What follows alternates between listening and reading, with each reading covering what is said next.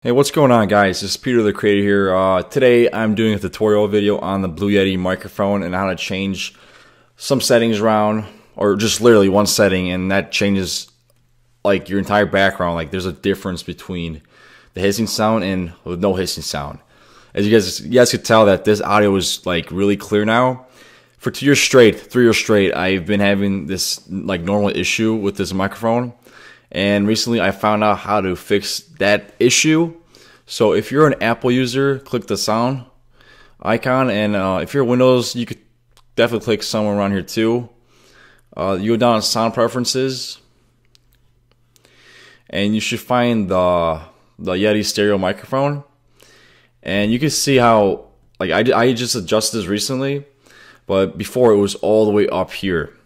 That's bad. That's how all the hissing sound like appear on your audio tracks. So what you want to do is lower it to like maybe a quarter. Right there should be perfectly fine. And like you could totally see a difference.